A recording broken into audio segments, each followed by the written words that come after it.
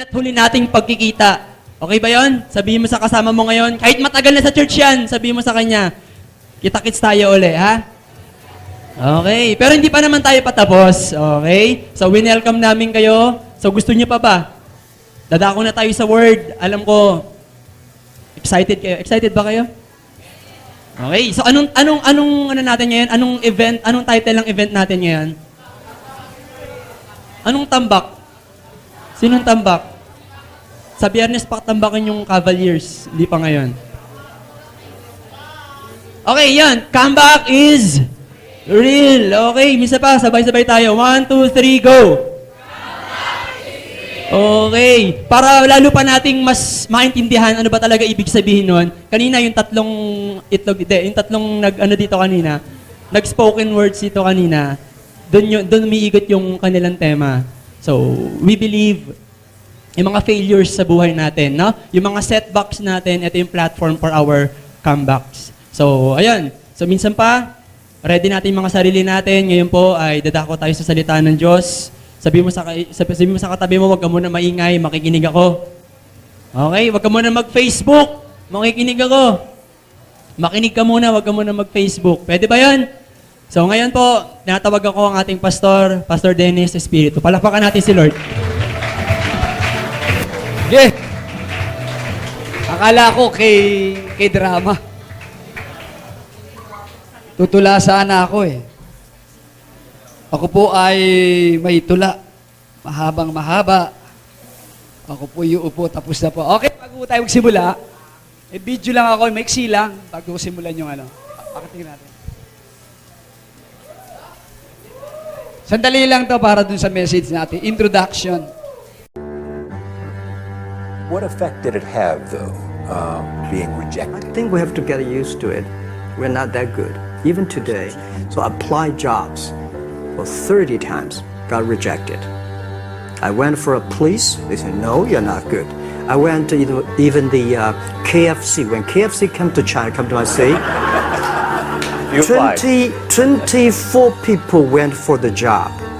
23 people were accepted. I was the only one guy. By the way, I told you that I applied for Harvard for 10 times, rejected. I know I'll be Yeah, rejected. I sorry just want to say now. that. Yeah, sorry now. And then I told myself someday I should go teach there, but I think that can be arranged.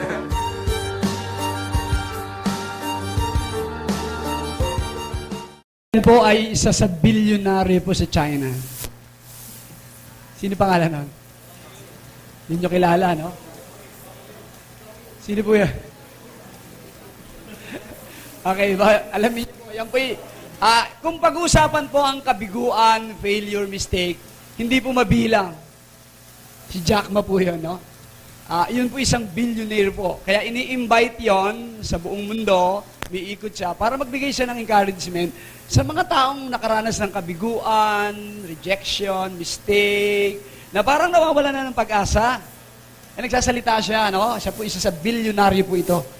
Nasa top 10 po ito ng isa sa pinakamayamang tao sa buong mundo.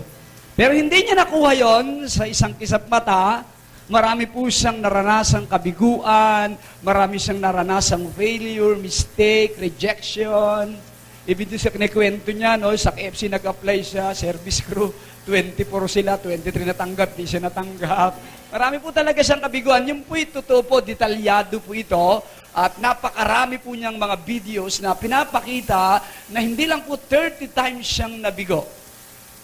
Pero na maganda sabi niya, he never give up. Hindi siya bumigay at nakuha niya po yung pinakamataas sa kanyang karir. Naging bilyonaryo po siya. Naniniwala ba kayo ang tagumpay ay totoo? Na pwede po tayong magtagumpay sa kabila ng ating mga kabiguan. Open your Bible. Proverbs chapter 24 verse 16. Ito po ang nagsabi nito ay isang napakatalinong tao, si Solomon. Proverbs chapter 24. Wala akong Bible dito. Pakilabas niyo yung scripture. Proverbs chapter 24. Sabi diyan, no? Do a righteous man fall 7 times.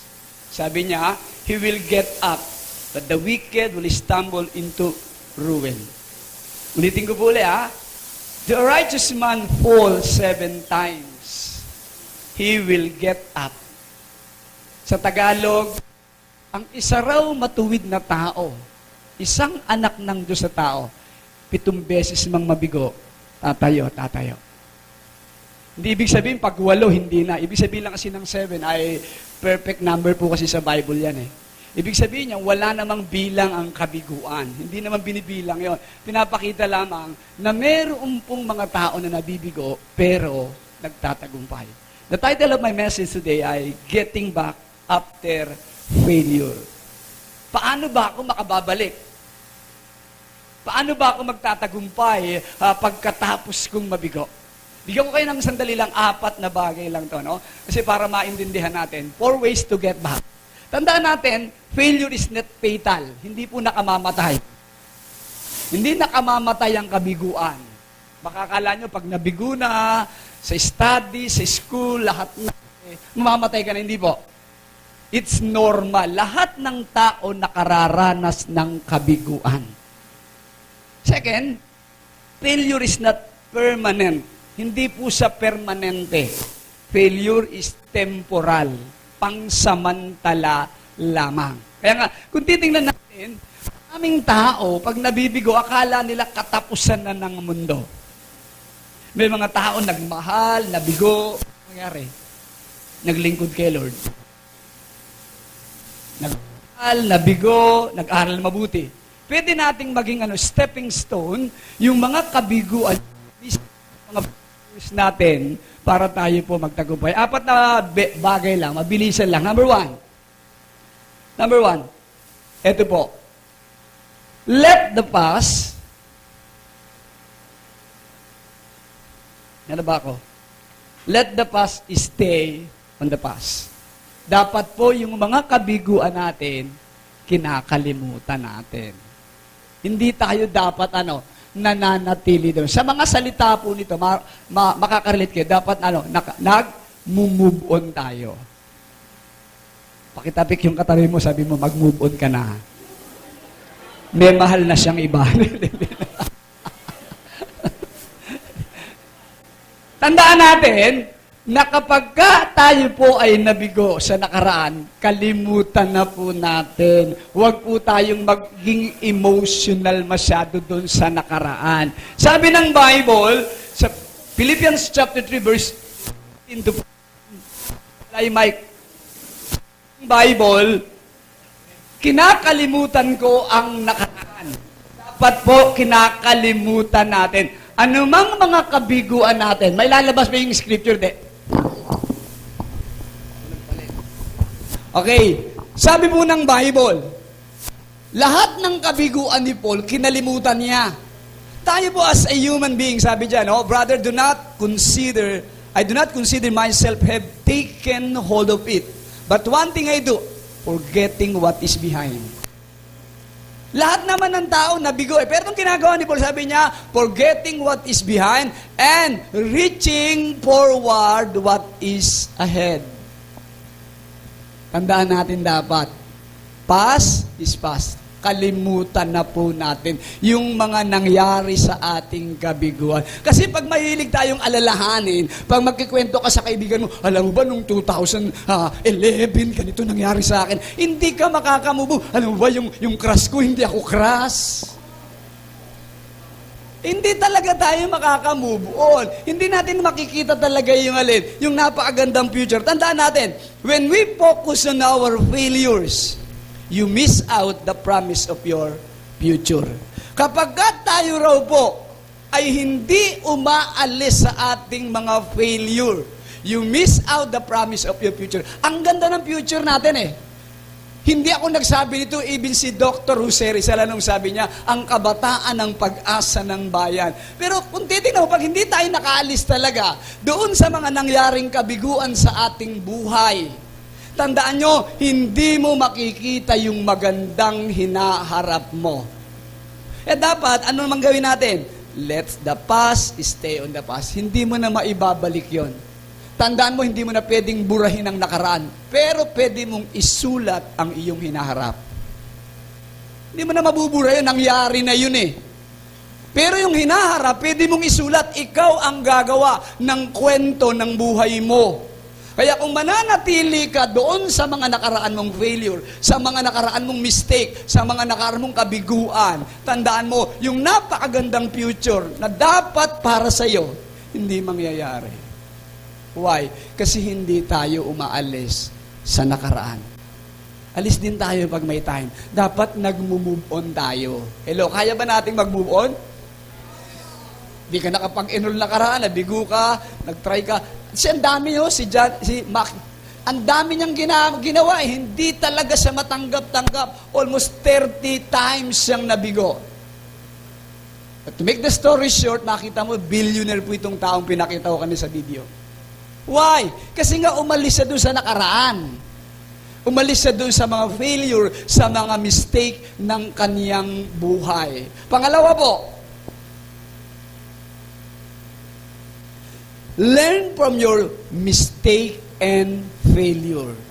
Ito po, kakalimutan natin, pero dapat natututo tayo sa mga nakaraan nating pagkakamali.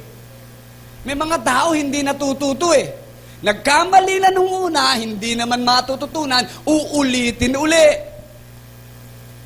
Sabi po ng Bible, 1 John chapter 1, verse 9, sabi niya, if we confess our sin, kinuha ko lang po yung idea, if we confess our sin, God is faithful and righteous to forgive us. Ito po yung sabihin, kung nagkamali ka na nung una, bakit mo pa uulitin? Magkakamali ka uli. Tandaan mo, once na ikaw po inulit mo uli itong paraan na ito na nagkamali ka, the same result lang yung mangyayari. Nagkamali ka na. Dapat sa mga failures natin, sa mga mistake natin, the number one na ang ating nagiging gain, natututo po tayo. Natututo ka saan? Sa mga pagkakamali mo. Alam po ba ninyo kaya po nag-champion ng Cavalier, ni-research ko po nung nakaraang taon, tinalo nila yung Golden State from 3-1. From 3-1 po ito tinalo po nila. Alam niyo ba ginawa?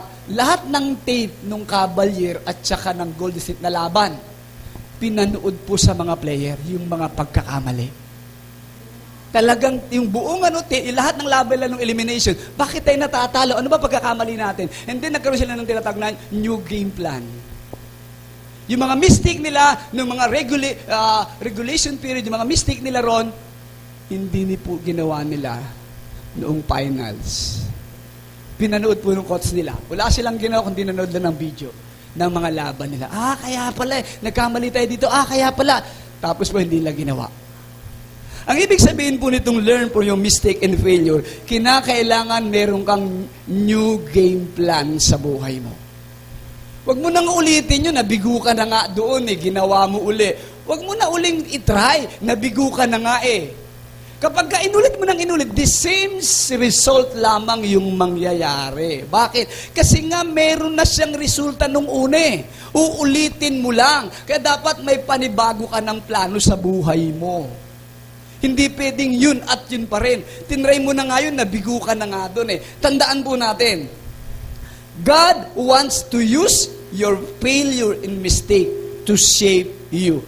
Ang tandaan natin, ang failure at mga mistake, ginagamit to ng Diyos para i-shape ka. Sabi ko nga kanina, hindi naman fatal to, hindi ito permanent. Minsan po ginagamit ng Diyos yung mga pagbagsak mo, yung mga pagkakamali mo, para hubugin ka ng Diyos sa mas magandang plano niya. Kaya dapat natututo tayo. Ano ba yung ginawa mo last year? Bakit di ka nagtagumpay last year? Bakit nung last year, ang grades mo ay ang bababa? Kapag ka inulit mo ulit yung ganong style sa pag-aaral ngayon susunod na itong semester na ito, ganun uli ang lalabas nun. The same result lang yon. Kung yung mga nakuha mong grado sa mga asignatura mo mabababa last year, tapos kasing style mo hindi ka nagbabago, ngayon, yung style mo nung nakaraang taon, gagamitin mo ulit sa pag-aaral mo uli ngayon. Wala uling resultang maganda yan. Kabiguan uli yan. Hello? Nasusundan niyo po ako. Huwag nating ulitin. Nabigo na tayo eh. Kung gusto mong tumaas ang grado mo ngayon, huwag mong gagawin yung nakaraang mga pag-aaral mo. Yung ginawa mo kaya mababa, aayusin mo na ngayon. Magkakaroon ka na ng tinatawag na new game plan. Pag-aralan mo, bakit ba nung last year ang bababa ng grades ko, puro line of 8, 78, 68, 48, 58. Dito line hindi sa harapan eh. Di ayusin mo ngayon. Dapat matuto. Kaya pala nabumagsak ako kasi ganito pala ginawa ko. Hindi ko na uulitin. Ngayong pasukan, hindi ko na uulitin yon. Kaya pala mababa ang grades ko. Kaya pala maraming quiz mabagsak. Kaya pala kasi inuubos ko yung aking oras sa social media. Hindi ko na ngayon gagawin. Kasi gagawin mo na, hindi ka natuto. Hindi ka natuto. Parang walang iniwan niya, humingi ka ng tawad kay Lord. Lord, patawarin mo ako, nagsinungaling ako. Pagdating kinabukasan, Lord, patawarin mo ako, nagsinungaling ako. Sa susunod, Lord, patawar. Hindi ka natuto? Puro yun na lang? Hindi ka natuto. Wala. Bali, wala lang. Hindi ba pag humingi ka ng tawad kay Lord, hindi mo nagagawin yung kasalanan na yon? Hello? Kasi hiningi mo ng tawad eh. Ganon din naman sa buhay natin. Kung tayo nabigo nung ginawa natin to, next na magkakaroon tayo ng pagkakataon, hindi na natin uulitin yung mga style natin. Bakit? Anong style natin? Bulok.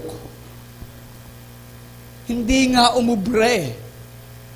Kaya wag mo nang gagawin.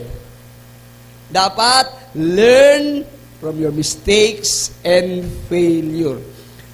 Kung hindi tayo matututo sa mga kabiguan natin at sa mga pagkakamali natin at uulitin lang natin to, same old result lang yung makikita natin. Walang pagbabago. Bakit? Walang new game plan. Kung kayo mahilig sa basketball, i-apply nyo po sa buhay nyo yan. Lagi kang may bagong plano sa buhay mo. Itong susunod na pasukan, June, magpaplano ka na naman ng mas maganda sa buhay mo para laging nananalo. Laging nananalo. Pangatlo po, gusto po ng Diyos, ito po, share your failures and mistake with others. Mahalagang sangkap din po, ito po, ay meron po tayong napagsasabihan. Meron kang napagsasabihan ng ng mga nangyayari sa iyong mga kabiguan at mga pagkakamali. Sino dito may cell leader? Nagsasabi mo ba yung mga failures mo at saka mistake mo sa kanya? O sikreto? Alam po ninyo, mahalaga po, meron tayong nasasabihan. Kung nahihiya po kayo, pwede niyo po akong i-chat. Pwede niyo po akong gamitan ng Viber. Meron akong line. Kung nahiya po kayo magsabi. Bakit po? Sabi po na Ecclesiastes chapter 4 verse 9 to 10, two head is better than one. Si Solomon po nagsabi niya, two are better than one because they have a good reward for their effort.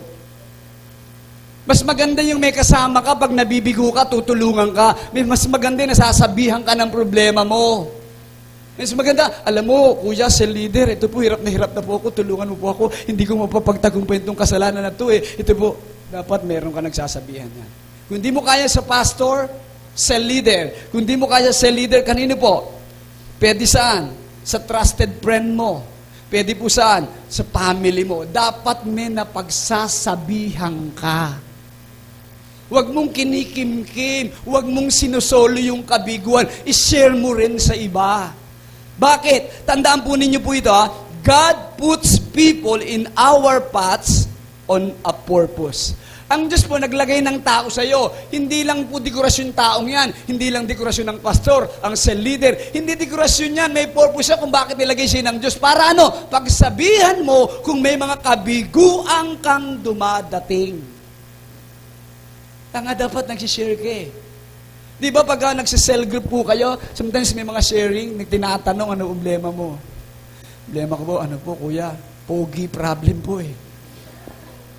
At adyakan mo yan. May ganda problema yan. Di ba na nagsishare kayo ng problema? Kay lang naman. Sometimes, 6, 7, marami na po hanggang 12 yan. Kaya nakakapag-share ka, hindi ka na hihiya dahil ano naman to, homogeneous, babae-babae, lalaki-lalaki. Meron kang small family. Yun nga yung kagandahan ng cell eh. Kasi sa congregation, pag Sunday evening, kaya bang sabihin dito problema mo? Alam mo, may problema po ako. May crush po ako. Pwede ba sabihin dito yon? Masasabi mo sa small group, di ba? O kung hindi mo kayo sa small group, personal mo masasabi sa leader mo, sa pastor, sa family mo, pwede mong sabihin. Kaya nga dapat sinishare natin. Si Jack Ma, meron siyang mga tinatawag na mentor, meron siyang mga tinatawag na sinasabihan niya ng mga kabiguan niya. Itong mga taong ito, binibigyan siya mga points, binibigyan siya ng mga tinatawag na pagpapayo para umayos yung kanyang takbo. Di siyempre, pipiliin mo rin naman yung pagsasabihan mo. Baka naman yung pagsasabihin mo, kalokohan lang ipapayo sa'yo. Yung mga gano'n, mga masyadong joker, kahit na seryoso ka na, umiiyak ka na, pinagtatawanan ka nila. Gano'n naman talaga mga kaibigan totoo, di ba? Umiiyak ka na, pinagtatawanan ka. Pero ang maganda lang, may napagsasabihan tayo. Ako po, pastor na for 27 years. Pag may problema ako, may pinagsasabihan akong pastor. Meron akong iniiyakan. Meron akong dumadamay sa akin. Dapat meron din po tayo. Kaya nga naglagay tayo sa inyo ng mga cell leaders na tinatawag mo siyang kuya or ate para nang sa ganon, pagka may mga failures ka, pagka may mga mistake ka sa buhay mo, na-struggle ka, pwede mong sabihin sa kanya. Pwede nating sabihin. At yung mga taong to, siyempre, naniniwala tayo, mga godly person to eh, mga godly people, na hindi ka papayuhan ito ng masama. May problema ako, kuya. Uminom ka. Uminom ka ngayon, mamaya wala na problema mo. Pag-gising mo, andun uli yan eh. Hindi naman magpapayo ng ganyan sa'yo yan. Papayuhan ka niya ng mga biblical counseling. Why? Kasi mga taong ilagay ng Diyos sa yan, may purpose kasi ang Diyos. Kaya kung wala ka pang cell leader, mamili ka na. Ang maganda rito, homogeneous ang ginawa ko. Ang ginawa kasi ng G12, kung babae ka, babae, lalaki. Iniiwasan kasi natin. Nag-Bible study ka lang, nagka-love life ka na kasi nga may babae at lalaki doon. Isa ka nakakita, nag-Bible study lang, nag-love life na, oh. Para kang si malakas at si maganda, nasa kawayan lang, may love life na. Kayo, tagal-tagal mo na, wala ka pa love life. Kaya dapat may napagsasabihan tayo. Willing ka bang ikwento sa mga trusted na tao, yung mga failures mo, yung mga mistake mo sa buhay? Willing ka ba? Dapat po sinasabi po ito. Kasi mas maganda, may magpe-pray sa'yo, may magpapayo sa'yo, may magbibigay siya ng encouragement. At dapat meron po tayo na napagsishare ng ating mga... Huwag mong kinikim-kim, sasabog yan. Pag na-trigger yan, magwawala ka. Dapat po sinasabi po yan. Okay, panghuli po. Ito po, panghuli po, kung nabigo tayo, ito yung maganda. Sabi ni Jack Ma, sabi niya, take the opportunity to try again. Sabi ko nga kanina, hindi naman kasalanan, hindi naman po talaga may iwasan ng kabiguan, hindi po may iwasan yan. Part ng buhay yan. Pero, pag nabigo tayo, hindi ibig sabihin, titigil na tayo. Pwede tayo uling mag-try. Sabi ng Psalms 145 verse 14, sabi ni David dito, the Lord helps all who fall, He raises up all who are oppressed. Sabi ni David, lahat daw ng nahuhulog, lahat ng natatalo, tinutulungan ng Diyos, itinatayo ng Diyos. Kaya kapag tayo nabigo, hindi po katapusan ng mundo. Kapag tayo nabigo, huwag tayong magmukmuk. Ang sabi ng Bible, tulungan tayo ng Diyos na magsimula ulit. Ang nagsabi niyan si David. Why? Kasi tingnan niyo po si David. Si David po isang tao po na maraming kabiguan. Actually, lahat ng mga tao sa Bible o yung mga tinatawag na Bible character, dumanas to ng kabiguan lahat eh. Alam niyo ba si David, bago siya naging matagumpay talaga, David committed murder. Nakapatay siya. Yung asawa ni Bathsheba, si Uriah. Ano pa nangyari kay David? Mga mistake niya.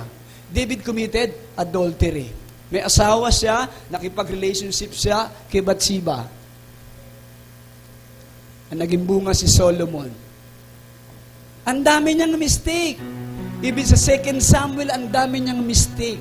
But, ang sabi ni David, ang isang tao raw na malalaglag, tutulungan ng Diyos na makatayo uli.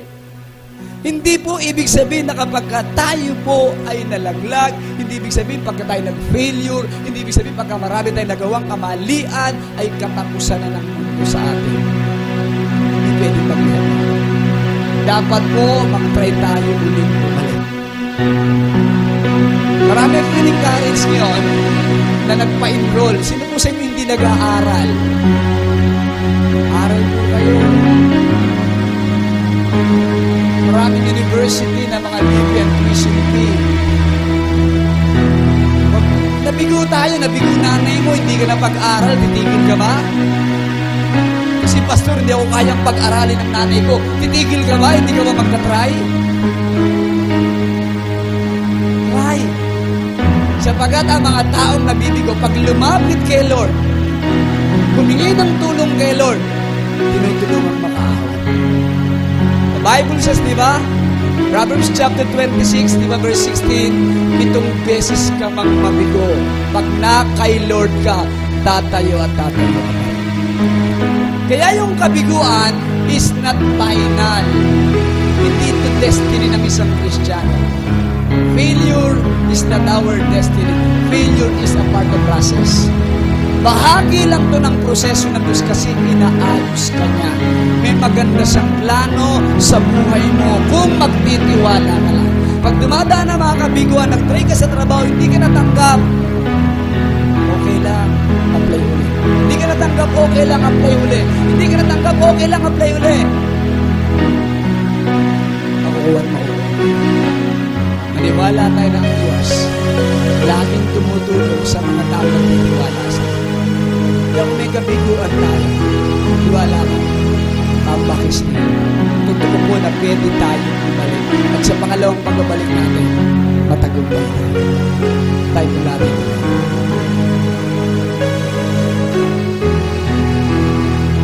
Kung dumanas ka man ng kabiguan, o even siguro yung pamilya mo, iniisip mo kabiguan na bakit ka lang sa ganung pamilya, hindi ka kaya pag-aralin, iniisip mo, kawawa ka, iniisip mo, wala ka mararating. Hindi totoo yun pag nakailaw ka. Anak, 7 beses ka mang mabigo. 7 beses ka rin natin. At pagtayo mo, magiging matagumpay. Kung gagawin ka lang, dapat kalimutan mo yung nakaraan. Hindi makatutulong sa'yo, matitipocus ka. Maknimiss mo yung magandang pangako ng Diyos sa hinaharap. Then pangalawa, matuto ka. Kung nagkamali ka, matuto ka para huwag ka na ulit magkamali. Kung nalaglag ka sa kasalanan na yun, huwag mo nang ulitin. Nalaglag ka na nga, ulitin mo pa ulit. Hiningi mo na nga ng tawad kay Lord, babalikan mo pa ulit. Ibig sabihin, hindi ka natuto. Niloloko mo yung sarili mo. Learn from your mistake. Magkaroon ka ng tinatawag na new game plan sa buhay. Ayusin mo. Last year, hindi na naging matagumpay ang pag-aaral mo. Tingin mo, failure. Parang pasang-awa ka lang. Itong school year na papasok, ayusin mo na buhay mo. Pagbutihin mo na, huwag mo nang gawin yung ginawa mo nung nakaraang taon o nakaraang pag-aaral mo na hindi ka masyadong nag-focus, hindi ka masyadong nag-seryoso.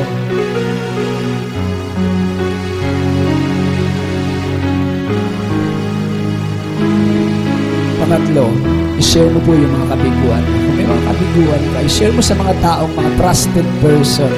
Pastor, pastor wife, cell leader,